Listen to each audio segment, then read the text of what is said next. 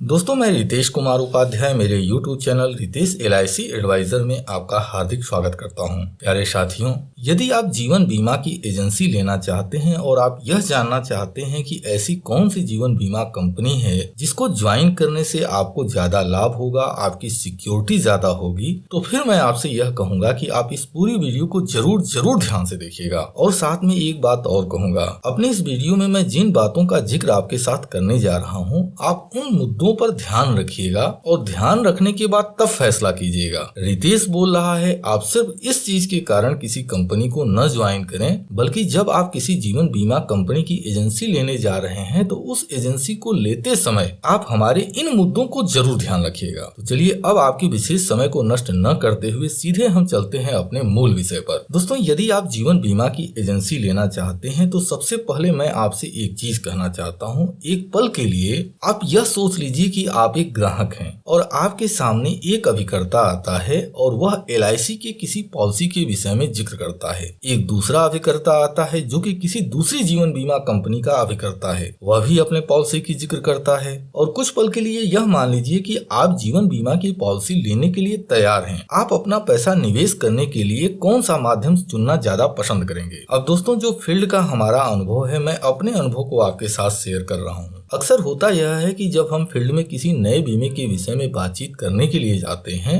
वहां पर हमको जीवन बीमा पॉलिसी के विषय में बताना होता है। एक LIC अभिकर्ता होने के नाते उस पॉलिसी के अंदर क्या फायदे हैं, क्या नुकसान है, हमें इस चीज का जिक्र करना होता है। लेकिन वहीं पर जब किसी दूसरे जीवन बीमा कंपनी का अभिकर्ता जाता है तो वह तो अपने पॉलिसी के विषय में जानकारी देता ही देता है, साथ में वह अपने कंपनी के प्रभावों के विषय में, उसकी कंपनी कितनी मजबूत है इसके विषय में और दूसरी चीजों के विषय में वह जानकारी देता है। वह अपने ग्राहक को यह विश्वास दिलाने की कोशिश करता है कि आपका पैसा हमारी कंपनी के अंदर कितना ज्यादा सुरक्षित है, जबकि LIC के साथ ऐसा नहीं होता। आज भारतीय समाज में भारतीय जीवन बीमा निगम यानी कि LIC की इतनी ज्यादा विश्वास है कि आपको LIC के विषय में बहुत ज्यादा विश्वास दिलाने की जरूरत नहीं है। मैंने तो कई ऐसे जीवन बीमा कंपनी के अभिकर्ताओं को ऐसा कहते हुए सुना है, भाई आप चिंता क्यों करते हो, मैं हूं ना, जबकि LIC में आपको ऐसे कहने की आवश्यकता कभी नहीं पड़ेगी। और दोस्तों, दूसरा बहुत ही महत्वपूर्ण बात मैं आपके साथ शेयर करना चाहता हूं और वह यह है कि तमाम जो जीवन बीमा कंपनियां हैं उनके द्वारा यह कहा जाता है कि हमारी सर्विसिंग बहुत अच्छी है। एक बार आप LIC ऑफिस में चले जाएं, LIC ऑफिस के आप किसी भी डेस्क पर चले जाइए, कोई एक गिलास पानी के लिए नहीं पूछेगा। आज कई सालों का मेरा खुद का ऐसा अनुभव है और मैं इस चीज को बखूबी जानता हूँ। यदि आप LIC के किसी भी ब्रांच में चले जाएं, आपको जो अपना काम करना है आप अपना काम कराएंगे, काम कराकर चले आएंगे, लेकिन वहां पर आपसे कोई भी एक गिलास पानी के लिए नहीं पूछेगा। वहीं पर यदि आप किसी दूसरी जीवन बीमा कंपनी के ऑफिस में चले जाएं, एक वेल मेंटेन मैडम जी आपको सबसे पहले आपका स्वागत करेंगी। अब मैडम जी भी हो सकती हैं, सर जी भी हो सकते हैं, मैं ऐसा कुछ नहीं बोल रहा हूँ, मतलब एक वेल मेंटेन व्यक्ति आपका स्वागत करेगा। स्वागत करने के बाद, सर आप चाय पियेंगे या कॉफी पियेंगे? यदि गर्मी का मौसम है तो सर क्या आपको कोल्ड ड्रिंक चाहिए? आप जो भी चीज ऑर्डर कर दें आपके सामने आ जाएगा। गलत तो नहीं बोल रहा हूँ।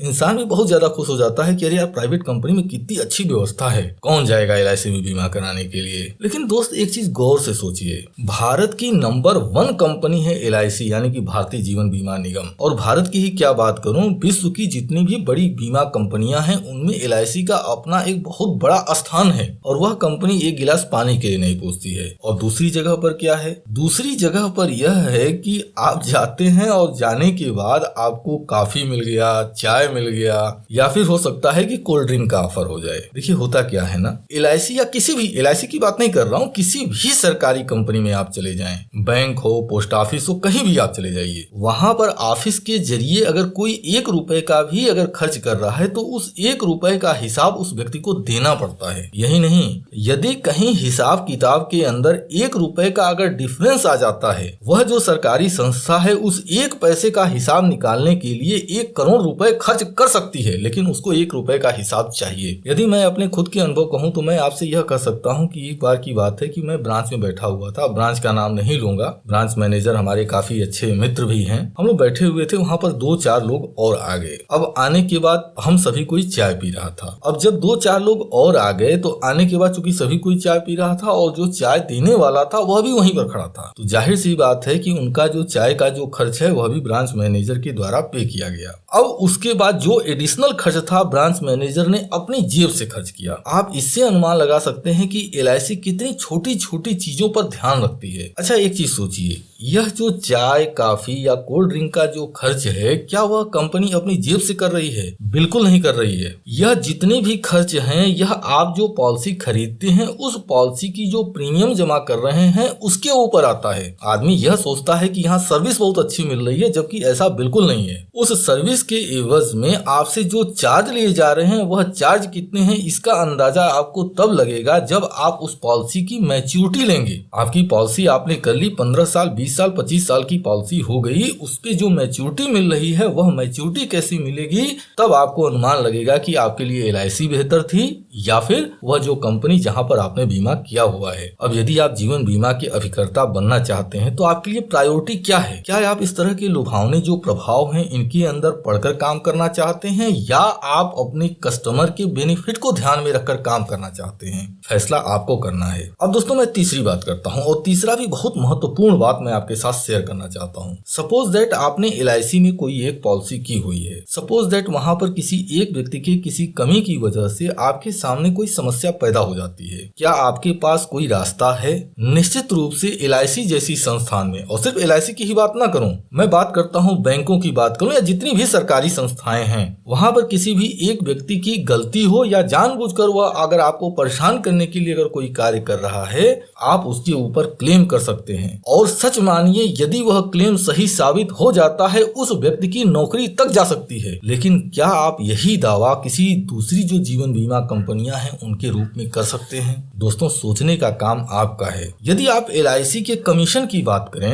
अब चूंकि कमीशन कितना है मैं इसको वीडियो के अंदर मेंशन नहीं करना चाहता, और वह भी इसलिए नहीं करना चाहता क्योंकि हमारा चैनल LIC अभिकर्ताओं के लिए बना हुआ है, और मैं यह बिल्कुल भी नहीं चाहता कि हमारी वजह से हमारे किसी भी अभिकर्ता मित्र की जो इनकम है उसका नुकसान हो। तो यदि आप कमीशन के विषय में जानकारी लेना चाहते हैं तो फिर मैं आपसे यह कहूंगा कि आप अपने LIC के विकास अधिकारी या फिर ब्रांच से संपर्क करें, वहां से आपको पूरी जानकारी मिल जाएगी। तो यदि आप कमीशन को टारगेट कर लीजिए, तो जो LIC के कमीशन हैं और जो दूसरी जीवन बीमा कंपनियां हैं उनके कमीशन हैं, उन दोनों में आपको अंतर दिखाई देगा। LIC के कमीशन से कहीं ज्यादा कमीशन, अब कमीशन का मतलब सिर्फ कमीशन के नाम से नहीं है। कई ऐसी कंपनियां हैं, मुझको पता है कि वहां पर कमीशन अगर आप देखें तो LIC के कमीशन की तुलना में वहां का जो कमीशन रेट है वह कम है, लेकिन दूसरे तरह के जो परोक्ष बेनिफिट हैं वो LIC की जो कमीशन है उससे कहीं ज्यादा हो जाते हैं। लेकिन यदि आप इस कमीशन के लालच में अगर आप किसी कंपनी को ज्वाइन कर रहे हैं तो भी आपको यह सोचना चाहिए। सबसे पहला तो यह चीज है कि LIC की तुलना में लोगों के मन में जो विश्वास है दूसरी कंपनियों के विषय में उतना विश्वास नहीं है। दूसरा चीज, LIC में ठीक है आपको जो बेनिफिट मिलने वाला है वह थोड़ा सा कम है, लेकिन वहां पर आप जिस क्लाइंट का बीमा करेंगे उस क्लाइंट का जो बेनिफिट है वो ज्यादा है। यानी जिस क्लाइंट को बेनिफिट ज्यादा होगा उसके जरिए आप ज्यादा लोगों का बीमा कर पाएंगे। LIC जैसी संस्थान में यदि आप काम करते हैं तो आप राहत के साथ कार्य कर सकते हैं। आप CLIA हो जाते हैं, CLIA होने के बाद आप एजेंट बना सकते हैं। उस एजेंट के जो इंसेंटिव हैं वह इंसेंटिव आपको मिलते रहेंगे, और जो दूसरे बेनिफिट हैं वह भी आपको मिलते रहेंगे। आप क्लब मेंबर हो जाते हैं, क्लब मेंबर के जो बेनिफिट हैं वह आपको मिलते रहेंगे। जबकि वहीं पर किसी दूसरे बीमा कंपनी के यदि आप अभिकर्ता होते हैं या फिर रिलेशनशिप मैनेजर हो जाते हैं, अलग अलग नाम है। LIC में जिनको DO कहा जाता है, यानी जिनको एजेंट बनाने का अधिकार होता है, LIC में उसको DO कहते हैं। तो वहां पर दूसरे नामों के जरिए इसी DO को बुलाया जाता है, यानी जो लोग एजेंट बना सकते हैं। तो वहां पर उनके ऊपर इतना ज्यादा प्रेशर होता है कि जो उनकी दैनिक दिनचर्या है ना, ये तो वही बता सकते हैं। तो दोस्तों, इन सभी चीजों को बताने के बाद भी मैं आपसे यही कहूंगा कि यदि आप जीवन बीमा का अभिकरण व्यवसाय लेना चाहते हैं तो फिर आपको इन सभी मुद्दों पर विचार करते हुए तब निर्णय लेना चाहिए। और यदि आप LIC की एजेंसी लेना चाहते हैं तो इसके लिए आपके नजदीक में जो कोई भी LIC की ब्रांच दिखाई देती है, आप उस ब्रांच में चले जाएं। वहां पर आप किसी भी विकास अधिकारी से संपर्क कर सकते हैं। उनसे LIC की एजेंसी लेने में क्या फायदा होता है, यह सारी जानकारी लेने के बाद तब फिर आप LIC एजेंसी के लिए अप्लाई कर सकते हैं। तो दोस्तों, मैं उम्मीद करता हूं कि इस वीडियो में जो दी गई जानकारी है यह जानकारी आपके लिए उपयोगी रही होगी। तो यदि आप LIC की एजेंसी लेना चाहते हैं और LIC के विषय में और अधिक जानकारी लेना चाहते हैं तो इसके इसीलिए आप हमारे YouTube channel Ritesh LIC advisor को सब्सक्राइब कर सकते हैं। और दोस्तों, यदि आप हमारे चैनल को सब्सक्राइब करते हैं तो साथ में बेल आइकन जरूर क्लिक कर दें, क्योंकि इसका बेनिफिट यह होगा कि जब भी हमारे चैनल पर कोई नई वीडियो पोस्ट होगी तो उसका नोटिफिकेशन आपको मिल जाएगा। और दोस्तों, वीडियो के आखिरी में एक रिक्वेस्ट मैं आपसे करना चाहूंगा, और रिक्वेस्ट यह है कि यदि आपको हमारे प्रयास उपयोगी लगते हैं, आपके लिए फायदेमंद होते हैं, तो हमारी रिक्वेस्ट यह है कि इस वीडियो के नीचे जो बनी हुई है लाइक की बटन, उसको क्लिक करके हमारे चैनल को और हमारी इस वीडियो को प्रमोट करने में हमारी मदद जरूर करें। और यदि आपके पास हमारे लिए या फिर हमारे चैनल के लिए कोई सुझाव है तो इस वीडियो के कमेंट सेक्शन में हमें जरूर बताएं। वैसे तो हर वीडियो के जरिए हमारा प्रयास यह होता है कि हम छोटी से छोटी जानकारी भी आपके साथ शेयर करें, ताकि आपके मन में कोई कंफ्यूजन न रहे। लेकिन फिर भी हो सकता है कि इन सभी के बावजूद आपके मन में कोई कंफ्यूजन हो। तो यदि ऐसा कुछ है तो वीडियो के कमेंट सेक्शन में कमेंट के जरिए आप अपने प्रश्न हमसे निसंकोच पूछ सकते हैं। अब इसी के साथ मैं अपनी इस वीडियो को समाप्त करता हूँ। आपने अपना कीमती समय दिया, इसके लिए मैं आपका दिल से आभारी हूँ। धन्यवाद। Thank you very much.